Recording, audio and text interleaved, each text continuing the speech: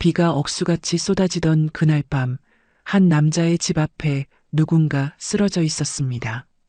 아버지, 겨우 들리는 목소리였습니다. 문을 열고 나온 남자는 그 자리에서 얼어붙었습니다. 온몸이 피투성이가 된 채 쓰러진 사람은 다름 아닌 자신의 딸이었으니까요. 임신 7개월 불러온 배를 움켜쥔 채 의식을 잃어가고 있었습니다. 지은아, 지은아, 서둘러 딸을 안아 올렸습니다. 옷은 찢어져 있었고 얼굴은 멍투성이었습니다. 누가 봐도 심하게 맞은 흔적이었죠. 남자는 아무 말 없이 딸을 차에 태웠습니다. 그의 손은 떨리고 있었지만 표정만은 무섭도록 차분했습니다. 병원으로 향하는 차 안에서 남자는 조용히 중얼거렸습니다. 이제 시작이구나. 대체 무슨 일이 있었던 걸까요? 왜 임신한 딸이 이런 모습으로 친정에 도망쳐 온 걸까요? 그리고 이 조용한 아버지는 도대체 누구일까요? 이야기 시작 전 좋아요 눌러주시고 이 영상을 어디에서 보고 계신지 댓글로 남겨주세요. 평범해 보이는 사람들의 놀라운 인생 역전 이야기를 매일 전해드립니다. 알림 설정까지 해두시면 새로운 이야기를 가장 먼저 만나보실 수 있습니다. 그럼 이제 이 이야기가 시작된 3년 전으로 돌아가 보겠습니다. 3년 전 박지은은 최민호와 결혼했습니다. 결혼식 날 신랑은 완벽했습니다. 키도 크고 잘생겼으며 중견 건설회사의 부장이라는 안정적인 직업까지 가지고 있었죠. 주변 사람들은 모두 축하해줬습니다. 지은의 아버지만 빼고요. 지은아, 정말 이 사람이랑 결혼하고 싶은 거니? 결혼 한 달 전 아버지는 조용히 물었습니다. 지은은 환하게 웃으며 대답했죠. 네, 아버지. 전 민호 오빠를 정말 사랑해요. 아버지는 더 이상 아무 말도 하지 않았습니다. 딸의 선택을 존중해주기로 한 것이었죠. 하지만 그의 얼굴에는 깊은 걱정이 서려 있었습니다. 결혼 후 한 달은 행복했습니다. 아니, 행복한 척이었다고 해야 맞을 겁니다. 남편은 밖에서는 다정했지만 집에 돌아오면 달라졌습니다. 말수가 줄어들었고 사소한 일에도 짜증을 냈죠. 밥이 왜 이래? 간도 제대로 못 맞춰? 설거지도 제대로 못하나? 물기가 남아있잖아. 처음엔 완벽주의자인가 보다 생각했습니다. 더 잘하면 되겠지. 그렇게 스스로를 다독였죠. 하지만 진짜 지옥은 시어머니를 만나면서 시작되었습니다. 아, 그래. 내가 우리 며느리구나.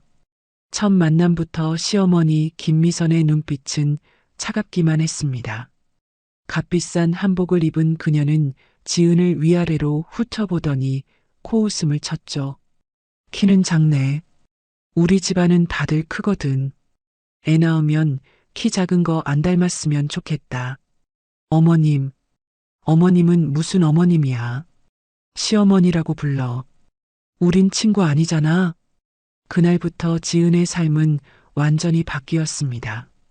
시어머니는 거의 매일 집에 들렀고 며느리가 하는 모든 것에 간섭했죠. 청소를 이따위로 해? 구석구석 먼지투성이잖아. 요리를 배우긴 한 거야? 우리 아들이 이런 걸 먹고 산다고? 빨래도 제대로 못 개나? 쯧쯧. 아침 6시부터 밤 11시까지 지은은 쉴 틈이 없었습니다. 시어머니가 정해준 집안일 목록은 끝이 없었죠. 설거지, 청소, 빨래, 다림질 요리. 모든 것이 시어머니의 기준에 맞아야 했습니다. 시집 온 지 6개월이나 됐는데 아직도 이 모양이야? 요즘 애들은 정말. 남편은 어머니 편만 들었습니다. 아니, 외면했다고 하는 게 맞겠죠. 엄마 말씀 잘 들어. 다 너 좋으라고 하시는 거야. 결혼 1년째 지은은 임신 소식을 알게 되었습니다. 기쁨도 잠시, 시어머니의 반응은 의외였죠. 아들인지 딸인지부터 알아봐야겠네. 딸이면 지우는 게 나아. 어머님? 뭘 놀라? 우리 집안은 대대로 아들만 낳았어. 첫째가 딸이면 안 되거든. 충격적인 말이었지만 더 충격적인 건 남편의 반응이었습니다. 엄마 말씀도 일리가 있어. 요즘 세상에 딸이 뭐가 좋다고. 그날 밤 지은은 화장실에서 혼자 울었습니다. 뱃속의 아이에게 미안했죠. 미안해. 엄마가 잘못 선택한 거야. 임신 사실을 알고도 시어머니의 구박은 더 심해졌습니다. 오히려 더 많은 일을 시켰죠. 임신했다고 게으름 피우면 안 돼. 움직여야 순산한다고. 임신 7개월, 배가 많이 불러왔습니다. 그런데도 시어머니는 무거운 김장독을 옮기라고 했죠. 이것도 못 들어? 요즘 젊은 애들은 체력이 왜 이래? 지은은 비틀거리며 김장독을 들었습니다. 배가 당기고 허리가 끊어질 것 같았지만 참아야 했습니다. 거절하면 더한 구박이 기다리고 있으니까요. 그날 저녁 지은은 조심스럽게 친정에 전화를 걸었습니다. 아버지, 왜, 무슨 일 있니? 목소리만 들어도 아버지는 알아챘습니다. 딸이 우는 것을요. 아니에요. 그냥 목소리가 듣고 싶어서요. 지은아, 힘들면 언제든지 집에 와. 알았지? 네. 감사해요, 아버지. 전화를 끊고 지은은 다시 눈물을 닦았습니다. 아버지에게 걱정 끼치고 싶지 않았죠. 결혼은 자신이 선택한 거니까 끝까지 견뎌내고 싶었습니다. 하지만 지옥은 이제 겨우 시작일 뿐이었습니다. 임신 7개월째 추석이 다가왔습니다. 제사상에 올릴 음식 70가지 목록이야. 내일까지 다 준비해놔. 시어머니가 긴 종이를 내밀었습니다. 지은은 그 목록을 보고 숨이 막혔죠. 70가지라니 혼자서 어떻게 준비하라는 걸까요? 어머님, 저 혼자서는 힘들 것 같은데. 힘들긴 뭐가 힘들어? 옛날 여자들은 만삭에도 바질했어. 게으름 피우지 말고 해. 새벽 4시부터 지은은 부엌에 섰습니다. 배가 불러서 제대로 서 있기도 힘들었지만 해야 했습니다. 전을 부치고 나무를 묻히고 고기를 굽고 손이 베이고 등이 끊어질 것 같았지만 멈출 수 없었죠. 오후 3시쯤 지은은 주방 바닥에 주저앉았습니다. 배가 너무 당기고 다리가 풀렸죠. 그때 시어머니가 들어왔습니다. 왜 주저앉아 있어? 아직 반도 안 끝났잖아. 어머님, 배가 너무 아파서요. 배 아픈 건 꾀병이야. 일어나서 계속해. 그날 밤 10시 지은은 겨우 모든 음식을 완성했습니다. 손은 화상으로 물집투성이었고 발은 퉁퉁 부어올랐죠. 남편은 그 모습을 보고도 아무 말이 없었습니다. 그저 방으로 들어가 문을 닫았을 뿐이었죠. 며칠 후 지은은 남편의 휴대폰에서 메시지를 보게 되었습니다. 우연이었습니다. 화면이 켜진 채로 책상 위에 놓여 있었고 새로운 메시지가 떴죠. 오빠, 오늘 저녁에 봐요. 보고 싶어요. 하트.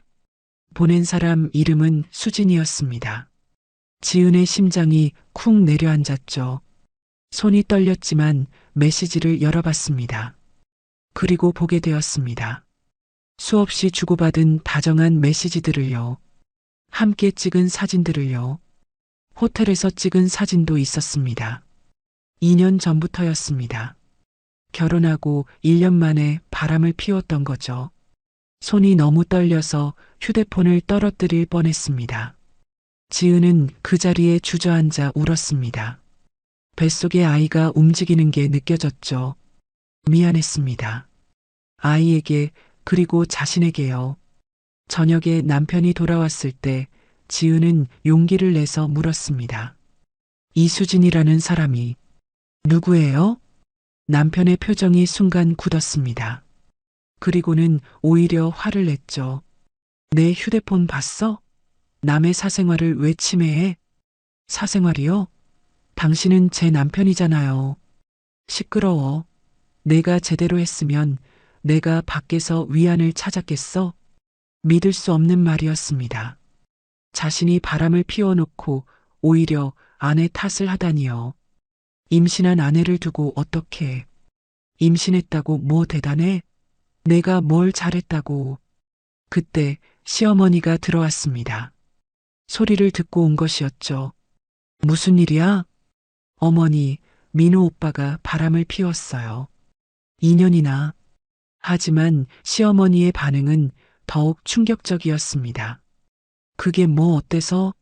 남자들은 다 그래. 내가 집안일을 제대로 해서 남편 마음을 잡았어야지. 네, 내가 못나서 남편이 바람피는 거야. 내 탓이지 누구 탓이야? 지은은 믿을 수가 없었습니다. 시어머니가 아들 편을 들 줄은 알았지만 이 정도일 줄은 몰랐죠. 저도 사람이에요. 임신까지 했는데. 임신했으면 더 조심히 행동해야지. 소리를 왜 질러? 뱃속 애가 놀라잖아. 그 순간 남편이 다가와 지은의 팔을 세게 잡았습니다. 닥쳐. 그만 좀 떠들어. 아파요. 놔주세요. 놔달라고? 내가 먼저 내 휴대폰을 뒤진 거잖아. 그리고 그 일이 벌어졌습니다. 남편이 지은의 어깨를 밀쳤고 지은은 뒤로 휘청거렸죠. 그리고 넘어지지 않으려고 버티는 지은의 배를 남편이 발로 찼습니다. 으악! 지은은 바닥에 쓰러졌습니다. 배를 감싸쥐고 비명을 질렀죠. 너무 아팠습니다. 뱃속에 아기가 19 부르세요. 제발. 하지만 시어머니는 팔짱을 낀 채 차갑게 말했습니다. 병원 가면 소문나. 조용히 해. 아기가 위험해요. 내가 오버하는 거야. 진정하고 방에 가서 쉬어. 피가 났습니다. 다리 사이로 붉은 피가 흘러나왔죠. 지은은 공포에 질렸습니다. 우리 아기. 그날 밤 지은은 기어서 현관문을 열었습니다. 시어머니와 남편은 그녀를 막았지만 지은은 필사적으로 문을 열고 밖으로 나갔죠. 비가 쏟아지고 있었습니다. 핸드폰을 꺼내서 마지막 남은 힘으로 번호를 눌렀습니다. 아버지였습니다. 아버지, 살려주세요. 그리고 의식을 잃었습니다. 다음 날 새벽 지은은 자신의 차 안에서 정신을 차렸습니다. 누군가 태워주고 있었죠. 옆을 보니 남편이었습니다. 내려. 차가 멈춘 곳은 친정 동네 입구였습니다.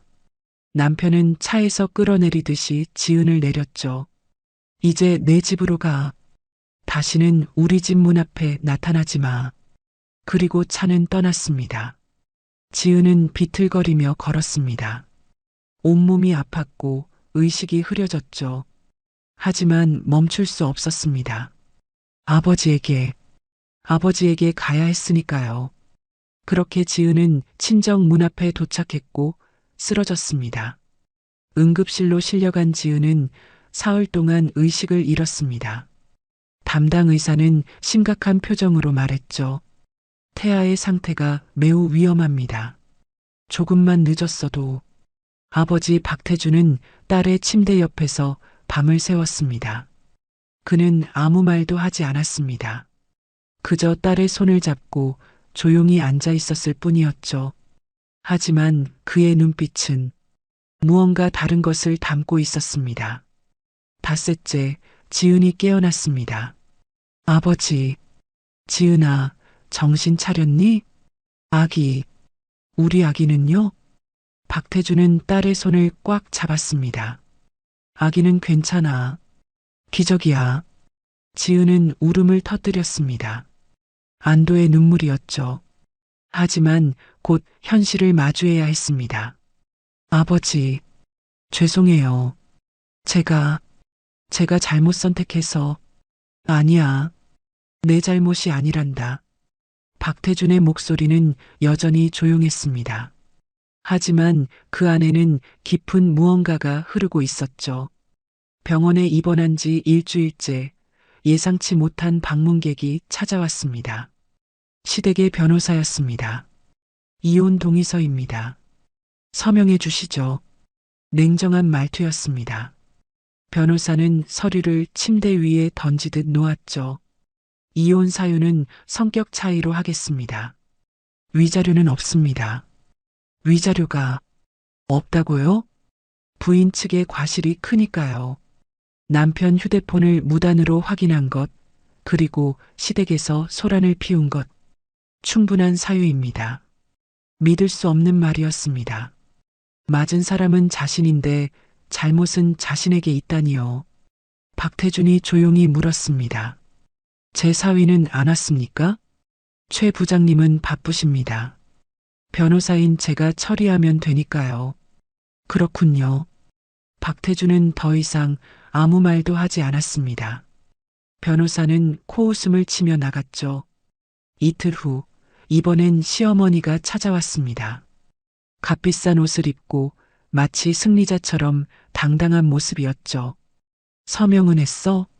아직 못했습니다. 빨리 해. 우리 민호 앞길에 방해되지 않게. 지은은 고개를 들어 시어머니를 봤습니다. 어머님, 민호 씨가 저를 때렸어요. 임신한 배를. 그건 내가 과민 반응한 거야. 남자들은 원래 좀 거칠어. 참고 살았어야지. 과민 반응이요? 전 거의 죽을 뻔했어요. 죽긴 뭘 죽어. 멀쩡히 살아있잖아. 이렇게 병원비만 축내고. 시어머니는 지은을 위아래로 훑어보더니 비웃었습니다. 애초에 내가 우리 집 며느리가 될 그릇이 아니었어. 시집 온 게 영광인 줄 알았어야지. 그리고 나가면서 마지막 한마디를 던졌죠.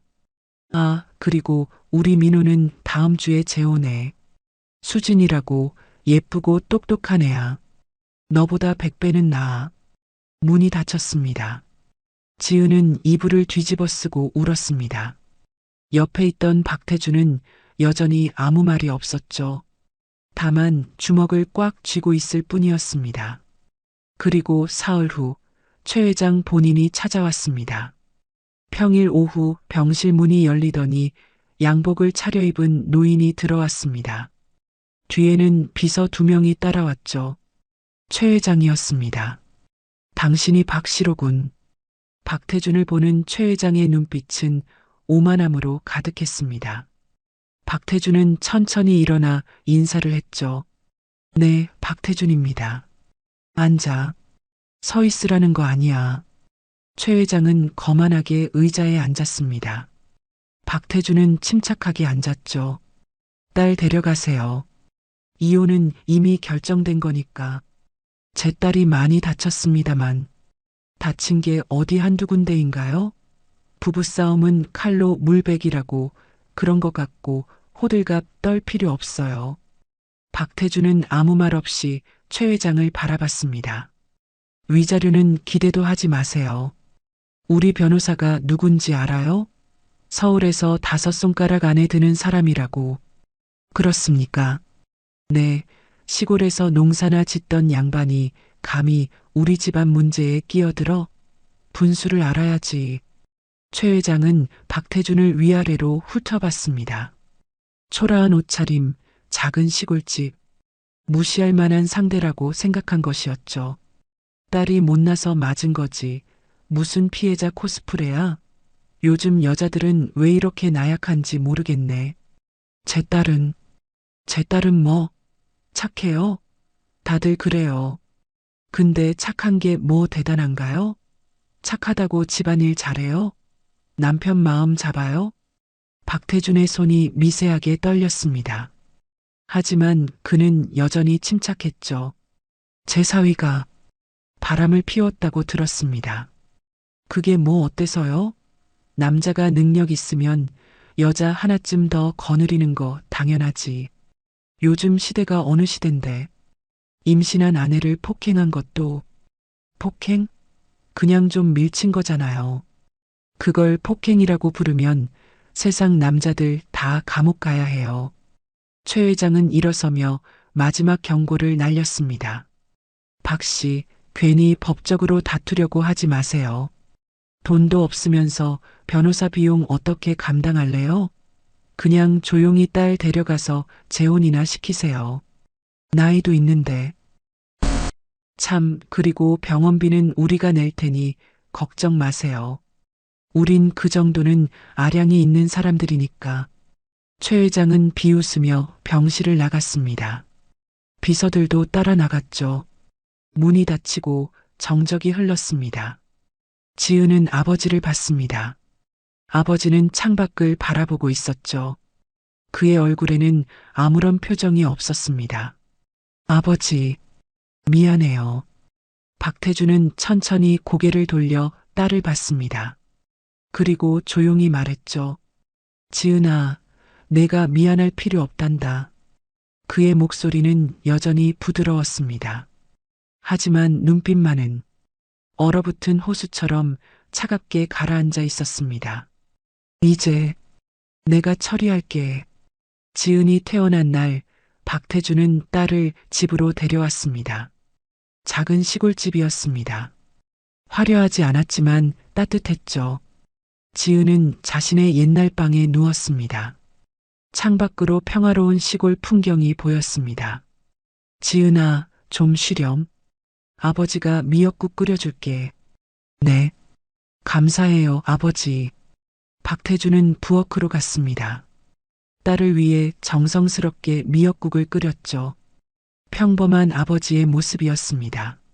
하지만 그날 밤 박태주는 서재로 들어갔습니다. 그리고 오랜만에 핸드폰을 꺼내 전화를 걸었죠. 민수야, 나야. 의원님, 오랜만입니다. 전화를 받은 사람은 강민수였습니다. 40대 중반 날카로운 눈빛의 남자였죠. 한때 검사였고 지금은 박태준의 비서실장으로 일하고 있었습니다. 내일 점심에 집으로 와줄 수 있나? 물론입니다. 무슨 일이신지요? 직접 말하지. 자료 좀 준비해 와야 할 게 있어. 알겠습니다. 전화를 끊은 박태준의 얼굴은 여전히 평온했습니다. 하지만 그의 눈빛만은 달랐죠. 다음 날 정오, 검은색 세단 한 대가 시골집 앞에 멈춰 섰습니다. 강민수가 서류 가방을 들고 내렸습니다. 깔끔한 정장에 날카로운 인상이었죠. 그는 주변을 한번 둘러본 뒤 문을 두드렸습니다. 어서 와, 민수야. 의원님, 안녕하십니까? 두 사람은 서재로 들어갔습니다. 박태주는 문을 닫고 강민수에게 자리를 권했죠. 커피 한잔 하게. 감사합니다. 잠시 후 박태준이 조용히 입을 열었습니다. 민수야, 제 딸 지은이 기억하지? 물론입니다. 아름답고 착하던 지은 양. 결혼했다고 들었습니다. 응. 3년 전에. 박태준은 창밖을 바라봤습니다. 사위 이름이 최민호야. 최건설 최 회장의 아들이지. 최건설이요? 강민수의 눈빛이 날카로워졌습니다. 검사 시절의 본능이 깨어난 것이었죠. 혹시 경기도 남부에서 중견건설업 하는. 맞아. 바로 그 회사야. 박태주는 천천히 말을 이었습니다. 제 딸이 3년간 지옥 같은 시간을 보냈어. 임신 중에 폭행당하고 거의 죽을 뻔했지. 강민수의 얼굴이 굳었습니다. 의원님, 그게 정말입니까? 응. 지금 저 방에서 쉬고 있어. 아직 몸이 많이 안 좋아. 말씀만 하십시오. 무엇을 도와드릴까요? 박태주는 강민수를 똑바로 봤습니다. 최건설, 최 회장, 최민호. 이 사람들에 대해 알아봐 줄 수 있겠나? 조용히. 어느 정도까지입니까? 모든 것. 사업상 거래, 재무 상태, 인허가 현황, 과거 이력. 불법이든 합법이든 전부. 강민수는 고개를 끄덕였습니다. 48시간이면 됩니다. 고맙네. 철저하게 부탁해. 의원님, 한 가지만 여쭤도 될까요? 그래, 말해봐. 강민수는 조심스럽게 물었습니다. 어느 성까지 진행하시겠습니까? 박태주는 잠시 침묵했습니다. 그리고 조용히 하지만 단호하게 말했죠. 법이 허용하는 최대한까지. 알겠습니다. 강민수가 나간 후 박태주는 다시 딸의 방으로 갔습니다. 지은은 자고 있었습니다. 그는 딸의 이마를 쓰다듬으며 속삭였죠. 조금만 기다려라, 지은아. 아버지가 다 해결할게. 한편 최 씨 집안은 축제 분위기였습니다. 드디어 골칫거리가 사라졌네. 최 회장은 만족스럽게 웃었습니다. 최민호는 옆에서 샴페인을 따르고 있었죠. 아버지, 수진이랑 다음 달에 결혼식 올리려고요. 그래, 그게 좋지. 수진이는 명문대 나왔다며? 집안도 괜찮고? 네, 박지은이랑은 비교도 안 돼요. 김미선도 끼어들었습니다. 그 애는 처음부터 우리 집안 며느리 감이 아니었어. 시골에서 온 애가 감히. 그나저나 그 시골 영감은 아무것도 못하더라고요. 벌벌 떨던데. 최 회장이 비웃었습니다. 당연하지. 가진 것도 없고 아는 사람도 없는 양반이 뭘 하겠어? 조용히 꼬리 내리고 물러날 거야. 역시 아버지. 말 한마디에 주눅 들더라고요. 세 사람은 웃으며 건배를 했습니다. 승리의 술잔이었죠. 하지만 그들은 몰랐습니다. 이 순간에도 누군가는 그들의 모든 것을 파헤치고 있다는 사실을요. 강민수는 서울의 한 사무실에서 컴퓨터 앞에 앉아 있었습니다. 화면에는 최건설의 각종 서류들이 떠 있었죠. 재미있는데. 그는 수첩에 뭔가를 적기 시작했습니다. 부정 입찰 의혹, 회계 부정 정황, 탈세 가능성. 하나씩 체크되어 갔습니다. 이 정도면 충분하군. 강민수는 미소를 지었습니다. 검사 시절 수십 명의 재벌들을 조사했던 경험이 살아나고 있었죠. 그는 전화를 걸었습니다. 예, 저 강민수입니다. 국세청 김 팀장님 계십니까? 네, 오랜만입니다. 혹시 시간 되시면 저녁에 뵙고 싶은데요. 할 얘기가 좀 있어서요. 또 다른 전화를 걸었습니다. 검찰청 최 부장님, 저 강민수입니다. 잘 지내시죠? 한 가지 여쭤볼 게 있는데요. 전화는 계속 이어졌습니다. 법조계, 재계, 관료사회. 강민수의 인맥이 조용히 움직이기 시작했죠. 48시간 후 강민수는 두꺼운 파일 3개를 들고 다시 시골집을 찾았습니다. 의원님, 보고 드리겠습니다. 박태주는 파일을 받아들었습니다. 그리고 천천히 펼쳐봤죠. 페이지를 넘길수록 그의 눈빛은 차가워졌습니다. 이 정도면 충분하겠군. 네, 의원님. 언제든지 시작하실 수 있습니다. 박태주는 파일을 덮었습니다. 그리고 창밖을 바라보며 조용히 말했죠. 민수야, 이번엔 단 한 명도 놓치지 않을 거야. 명심하겠습니다. 폭풍 전의 고요였습니다. 최 씨 집안은 여전히 승리의 여운에 취해 있었죠. 하지만 그들은 곧 알게 될 것입니다. 진짜 무서운 건 소리 지르며 화내는 사람이 아니라 조용히 침묵하는 사람이라는 것을요. 일주일 후 최건설 회장실에 급한 전화가 걸려왔습니다. 회장님, 큰일 났습니다.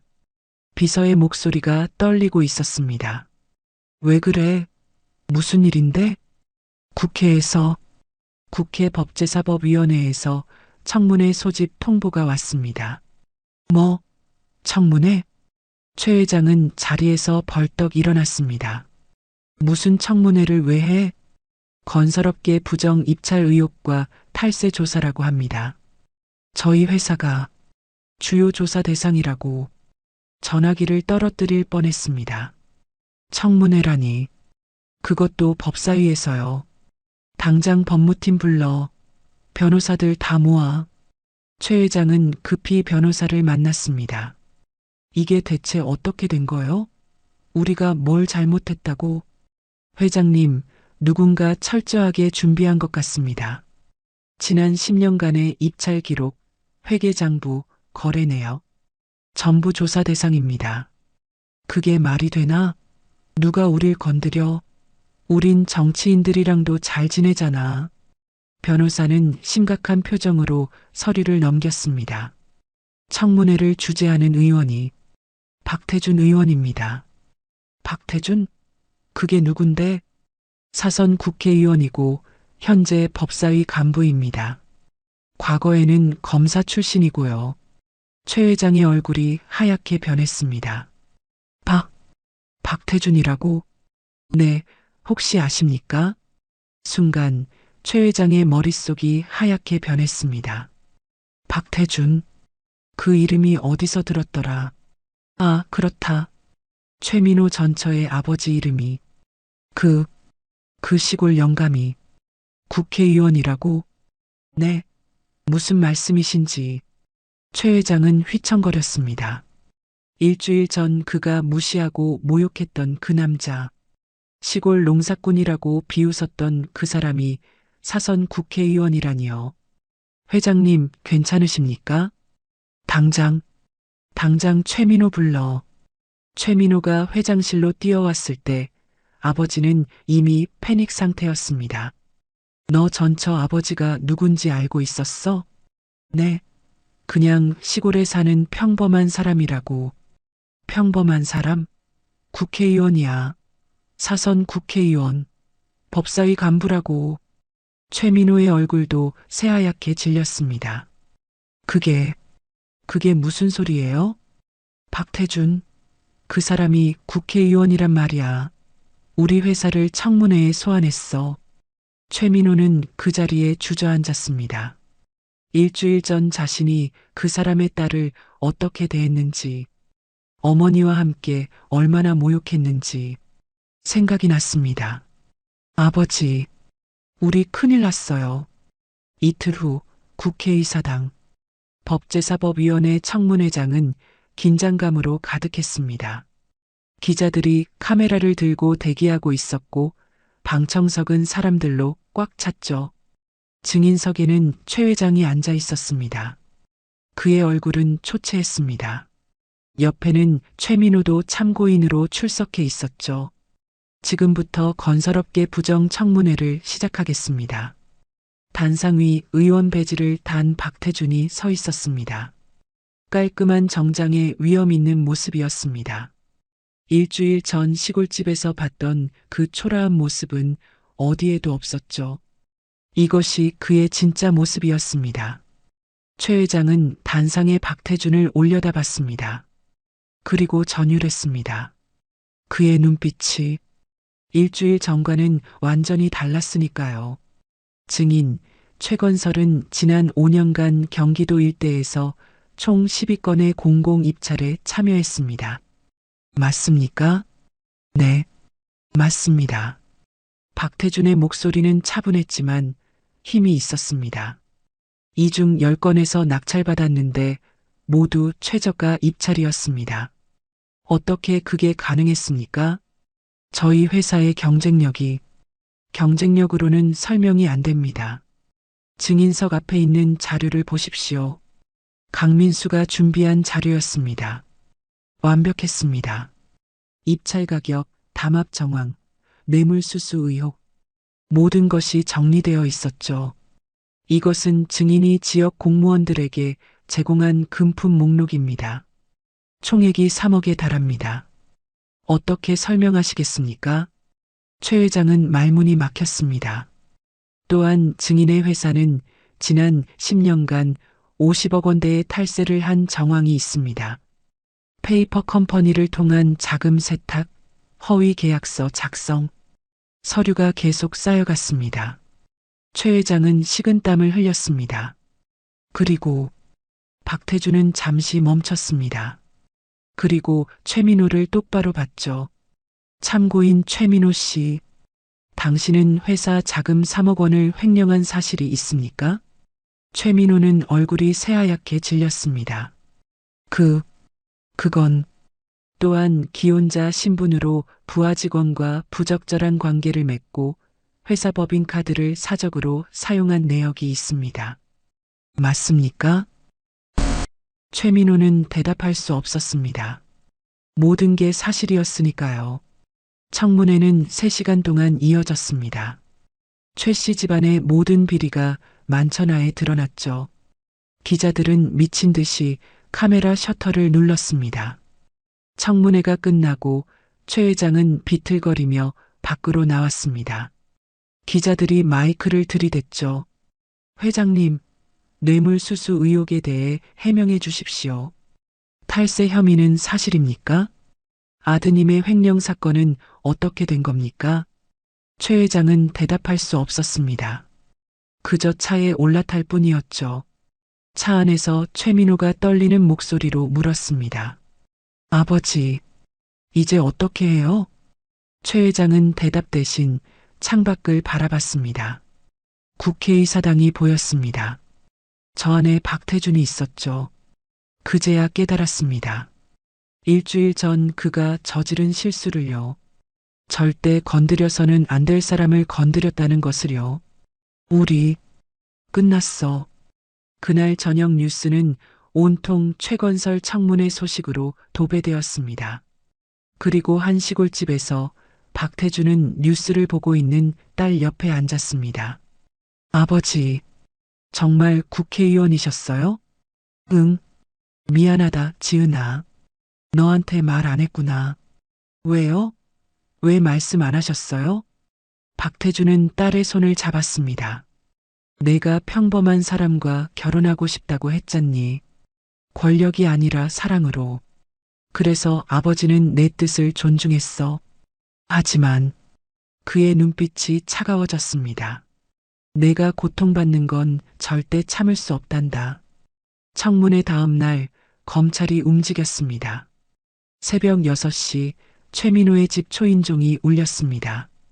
검찰입니다. 문 열어주십시오. 최민호는 잠옷 차림으로 문을 열었습니다. 그리고 경악했죠. 검사와 수사관 5명이 영장을 들고 있었습니다. 최민호 씨 업무상 횡령과 배임 혐의로 긴급 체포합니다. 네, 지금 뭐라고? 묵비권을 행사할 수 있습니다.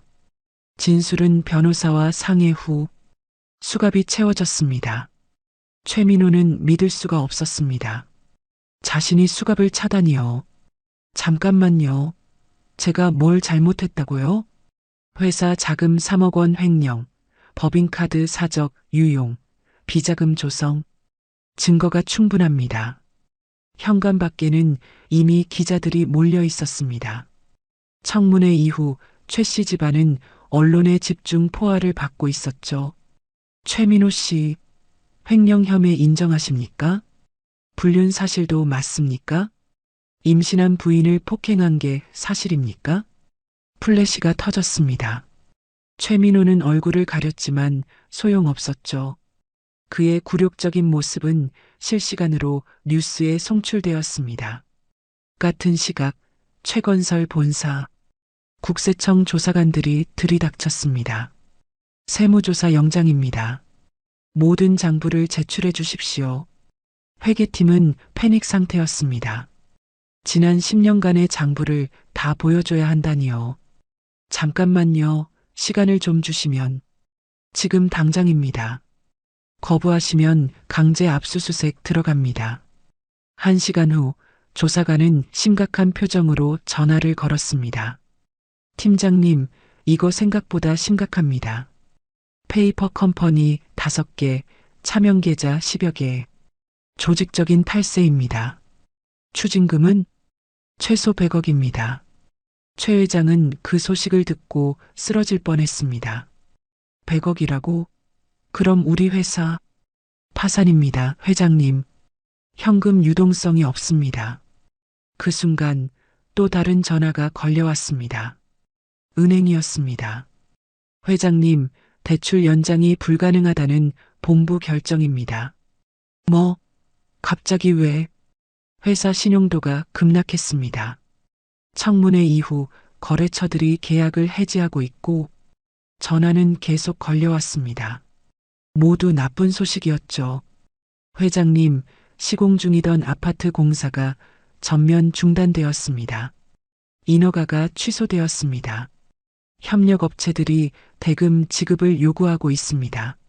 최건설은 단 이틀 만에 무너지고 있었습니다. 한편 최민호의 회사에서는 더 큰 일이 벌어지고 있었습니다.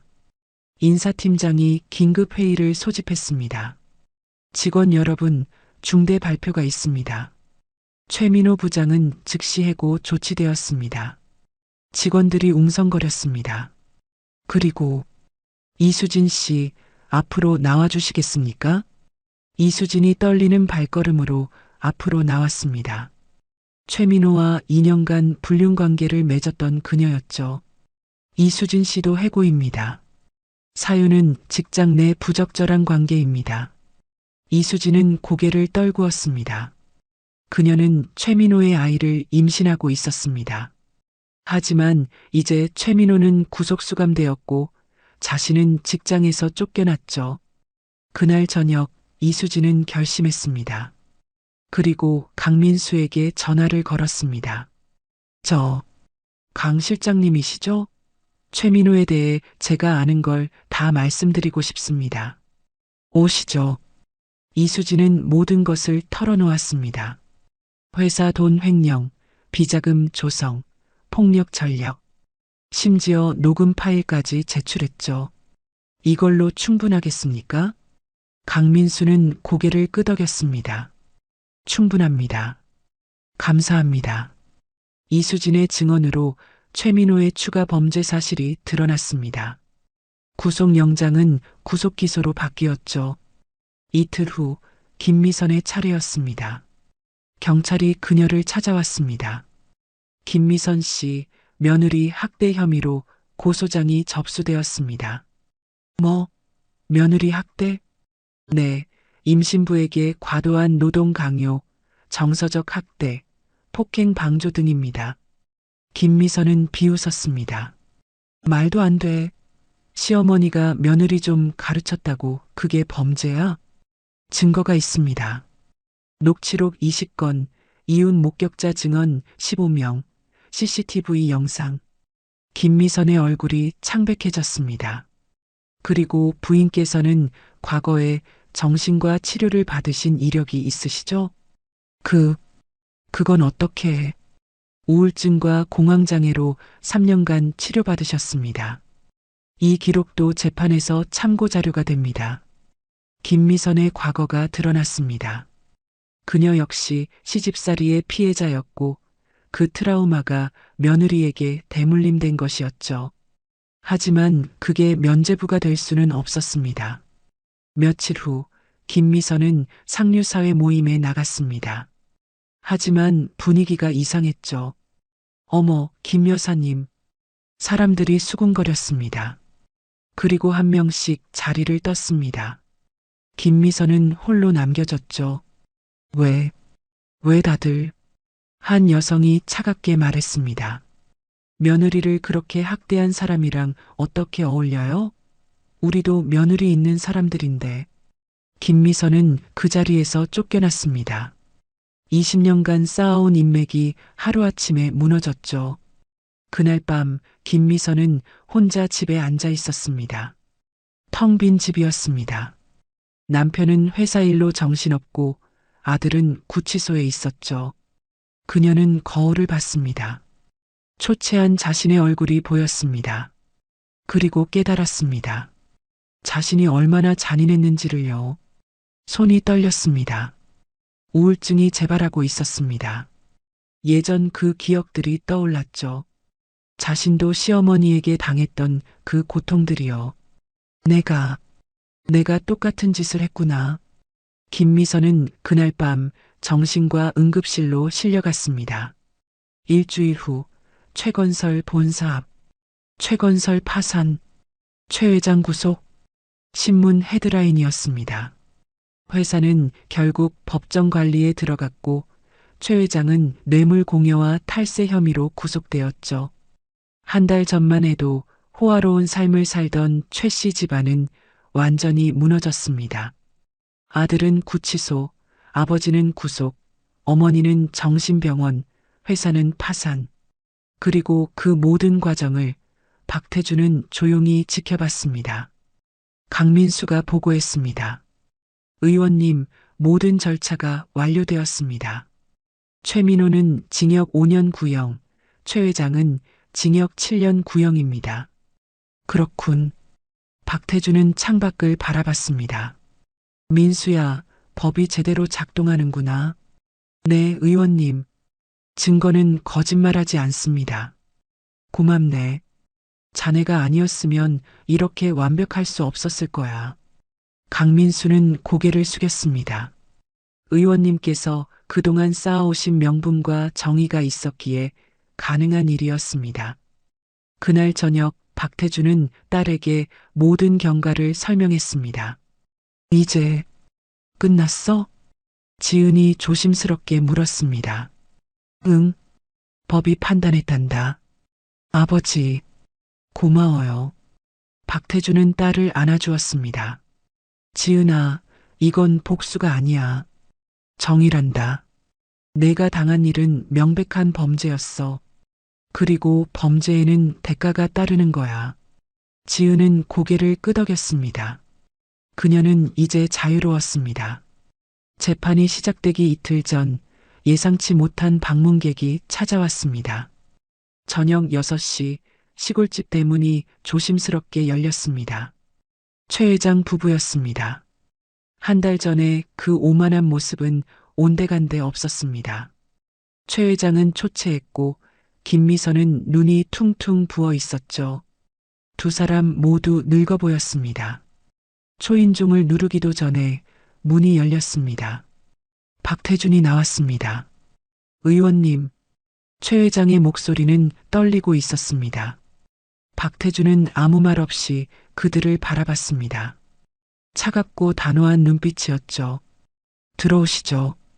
거실로 안내했습니다. 최 회장 부부는 소파에 앉지 못하고 서 있었습니다.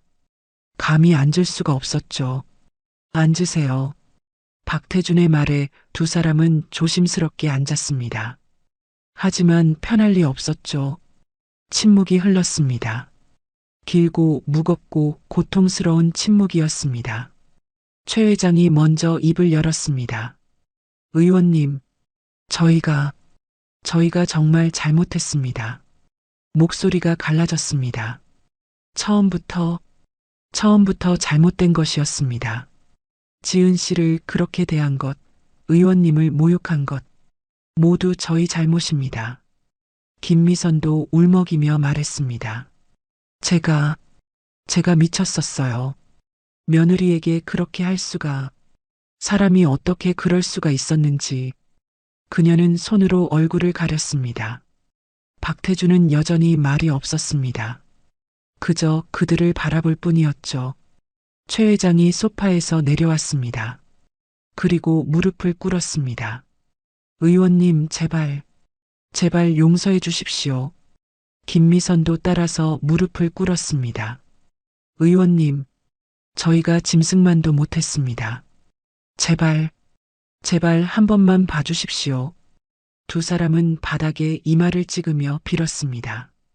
한 달 전 오만하게 고개를 쳐들던 그들이었습니다. 하지만 이제는 바닥에 엎드려 있었죠. 민호를 제발 살려주십시오. 5년 징역이면 그 애는 인생이 끝납니다. 회사도 파산하지 않게 해주십시오. 그럼 수백 명의 직원들이 길거리에 나앉습니다. 박태주는 천천히 입을 열었습니다. 일어나세요. 의원님, 일어나라고 했습니다. 목소리는 부드러웠지만 거부할 수 없는 힘이 있었습니다. 두 사람은 떨리는 다리로 일어났죠. 박태준이 말했습니다. 최 회장님, 한 달 전 이 자리에 오셨을 때 기억하십니까? 예. 제게 뭐라고 하셨죠? 최 회장은 고개를 숙였습니다. 제 딸을 못났다고 하셨습니다. 맞아서 싸다고 하셨죠. 죄송합니다. 시골 농사꾼이 감히 끼어든다고 하셨습니다. 분수를 알라고 하셨죠. 잘못했습니다. 박태주는 자리에서 일어났습니다. 김미선 씨, 당신은 제 딸에게 뭐라고 했습니까? 김미선은 울면서 대답했습니다. 며느리 자격이 없다고 했습니다. 우리 집 시바지라고 했습니다. 병원까지 찾아가서 뭐라고 하셨죠? 연극한다고 했습니다. 죄송합니다. 정말 죄송합니다. 박태주는 창밖을 바라봤습니다. 당신들이 제 딸에게 한 일을 아십니까? 임신 7개월인 며느리에게 새벽부터 밤까지 일을 시켰습니다. 무거운 김장독을 옮기게 했고 제사 음식 70가지를 혼자 준비하게 했죠. 최 회장 부부는 아무 말도 못했습니다. 최민호 씨는 제 딸을 때렸습니다. 임신한 배를 발로 찼습니다. 당신들은 그걸 보고도 119를 부르지 못하게 막았죠. 의원님, 제 딸은 피를 흘리며 쓰러졌습니다. 아기는 거의 죽을 뻔했어요. 제 딸도 거의 죽을 뻔했습니다. 박태준의 목소리가 떨렸습니다. 하지만 눈빛은 흔들리지 않았죠. 당신들은 그런 딸을 차에 태워서 친정 앞에 버렸습니다. 마치 쓰레기 버리듯이. 김미선은 바닥에 주저앉으며 울었습니다. 죄송합니다. 죄송합니다. 제가 미쳤었어요. 박태주는 그녀를 내려다봤습니다. 김미선 씨, 당신도 시집살이 피해자라는 거 압니다. 당신도 과거에 고통받았다는 거 알아요. 하지만 그게 면죄부는 아닙니다. 당신이 당했다고 해서 다른 사람에게 똑같이 할 권리는 없어요. 김미선은 대답할 수 없었습니다. 박태주는 최 회장을 봤습니다. 최 회장님, 직원들 걱정하신다고 하셨죠? 네. 그 직원들 중에는 제 딸같이 힘든 사람도 있을 겁니다. 임신한 직원, 부당한 대우받는 직원. 그들은 생각해 보셨습니까? 당신 회사는 부정 입찰로 이익을 냈습니다. 탈세를 했고 뇌물을 줬죠. 그 돈으로 호화로운 생활을 하면서 정작 직원들 복지는 최저 수준이었습니다. 최 회장은 고개를 들 수 없었습니다. 최민호 씨는 회사 돈을 횡령했습니다. 불륜을 저질렀고 아내를 폭행했죠. 그런 사람이 5년 징역이 가혹하다고 생각하십니까? 의원님, 그래도 제 아들입니다. 아버지의 마음을. 박태주는 단호하게 말했습니다. 저도 아버지입니다. 그 한마디에 최 회장은 입을 다물었습니다. 제 소중한 딸을 당신네 아들이 죽일 뻔했습니다. 제 손주를 죽일 뻔했어요. 박태준의 목소리가 낮아졌습니다. 아버지의 마음을 말씀하시는데 저는 아버지로서 참았습니다. 3년 동안 참았어요. 제 딸이 사랑한다고 했으니까 딸의 선택을 존중했습니다. 하지만 당신네 아들은 제 딸을 지옥으로 보냈죠. 침묵이 흘렀습니다. 박태주는 천천히 말을 이었습니다. 최 회장님, 김미선 씨, 이건 제 복수가 아닙니다. 이건 법입니다. 당신들이 저지른 범죄에 대한 정당한 처벌이에요. 박태주는 문을 열었습니다.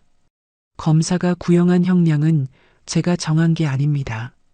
증거를 보고 법이 판단한 겁니다. 최 회장이 다시 무릎을 꿇으려 했습니다. 의원님, 제발 돌아가십시오.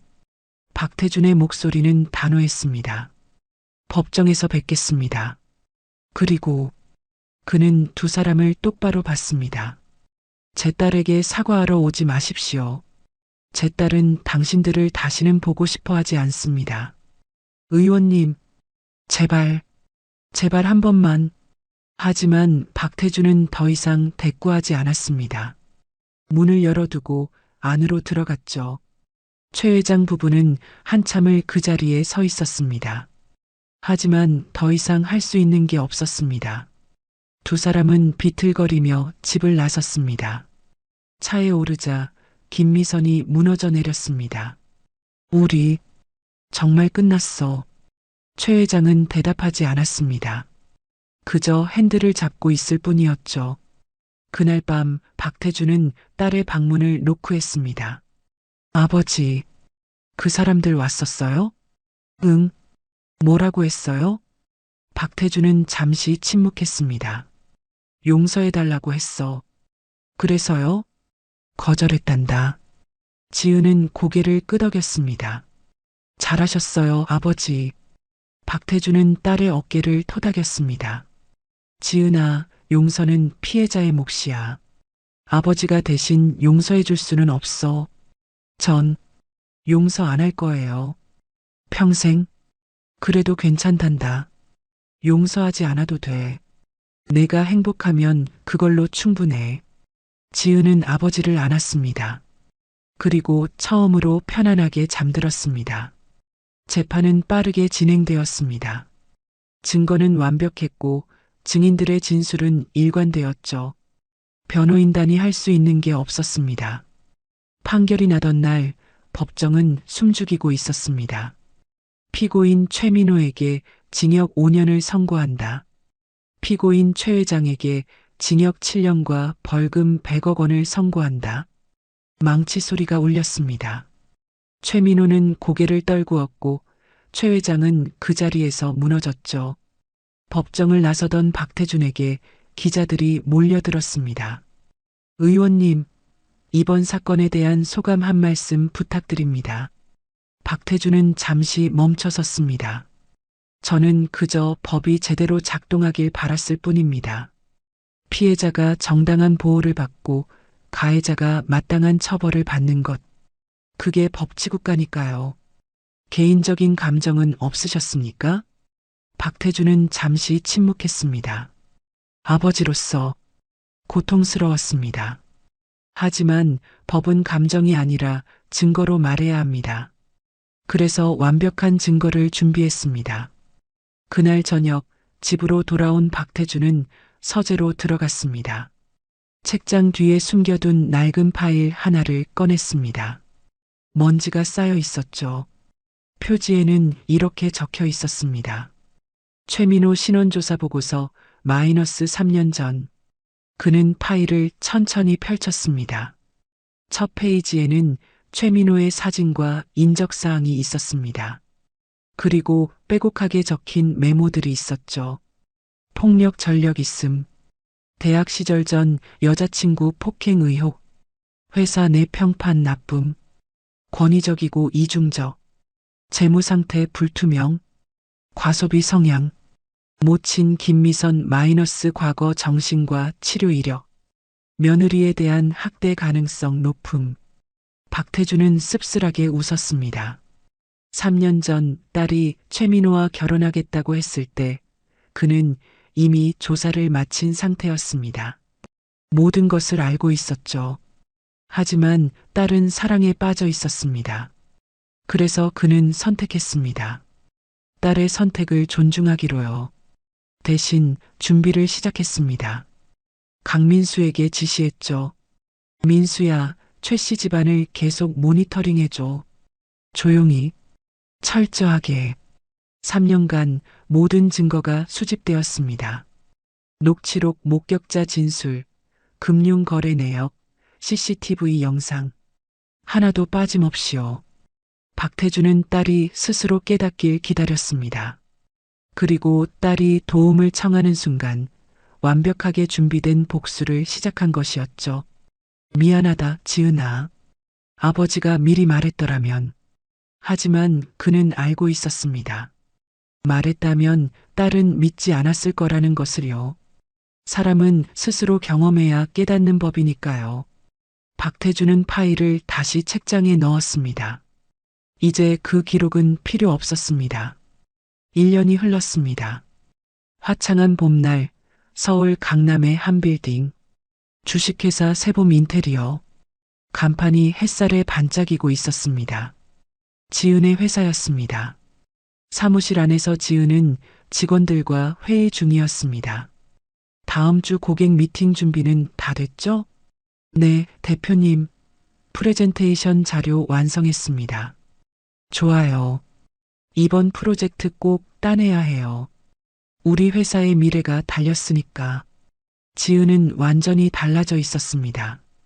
자신감 넘치는 목소리, 당당한 자세, 빛나는 눈빛. 1년 전에 그 초췌하고 무기력한 모습은 어디에도 없었죠. 회의가 끝나고 지은은 창밖을 바라봤습니다. 책상 위에는 돌잔치 사진이 놓여 있었습니다. 건강하게 자란 아들 사진이었죠. 준서야, 엄마가 너한테 좋은 세상 만들어줄게. 그때 노크 소리가 들렸습니다. 대표님, 손님이 오셨습니다. 문이 열리고 박태준이 들어왔습니다. 아버지. 지은은 환하게 웃으며 아버지를 맞았습니다. 회사 잘 되고 있구나. 네. 이번 달에 벌써 3건이나 계약했어요. 그래, 잘했어. 박태준은 딸의 사무실을 둘러봤습니다. 깔끔하고 전문적이었죠. 지은아, 행복하니? 네, 아버지. 지금이 제 인생에서 가장 행복해요. 다행이다. 박태준은 딸의 어깨를 토닥였습니다. 아버지가 너한테 해주고 싶었던 게 이거였어. 복수가 아니라 새로운 시작. 알아요, 아버지. 만약 아버지가 안 계셨다면 전 아직도 그 지옥에 있었을 거예요. 아니야. 넌 스스로 일어섰어. 아버지는 그냥 길을 열어준 것뿐이야. 지은은 고개를 저었습니다. 아니에요. 아버지가 저를 구해주셨어요. 그리고 제 인생을 되찾게 해주셨죠. 박태준은 미소 지었습니다. 지은아, 기억해라. 넌 피해자였지만 이제는 생존자야. 그리고 앞으로는 승리자가 될 거야. 네, 아버지. 준서도 건강하게 잘 크고 있고, 이제 아버지는 걱정 없겠구나. 아버지도 이제 편하게 쉬세요. 박태준은 고개를 저었습니다. 아직 할 일이 많아. 너 같은 사람들을 위해서 일해야지. 아버지. 법이 있어도 약자는 늘 당하더라. 그래서 아버지 같은 사람이 필요한 거야. 지은은 아버지를 안았습니다. 사랑해요, 아버지. 나도 사랑한다, 딸. 그날 저녁 박태준은 혼자 집에 돌아왔습니다. 서재에 앉아 창밖을 바라봤습니다. 별이 빛나고 있었죠. 전화가 울렸습니다. 강민수였습니다. 의원님, 새로운 제보가 들어왔습니다. 무슨 내용인가? 한 여성이 남편의 가정폭력으로 고통받고 있다고 합니다. 도와달라고요. 박태준은 잠시 침묵했습니다. 자료 정리해서 보내주게. 내일 만나서 이야기하지. 알겠습니다, 의원님. 전화를 끊고 박태준은 다시 별을 바라봤습니다. 세상에는 아직도 고통받는 사람들이 많았습니다. 부당한 대우를 받고 억울한 일을 당하고 도움을 청할 곳 없는 사람들이요. 하지만 박태준은 알고 있었습니다. 그들에게도 희망은 있다는 것을요. 법이 있고 정의가 있고 그리고 포기하지 않는 사람들이 있다는 것을요. 한 사람씩 구하다 보면 세상이 조금씩 나아지겠지. 박태준은 조용히 미소 지었습니다. 그리고 내일을 준비했습니다. 누군가를 위한 또 다른 시작을 위해서요. 여러분, 오늘 이야기는 어떠셨나요? 진정한 정의는 소리 없이 다가온다는 걸 보여준 이야기였습니다. 구독과 좋아요는 저희에게 큰 힘이 됩니다. 알림 설정까지 해두시면 매일 새로운 반전 이야기를 가장 먼저 만나보실 수 있습니다. 다음 이야기에서 또 만나요. 감사합니다.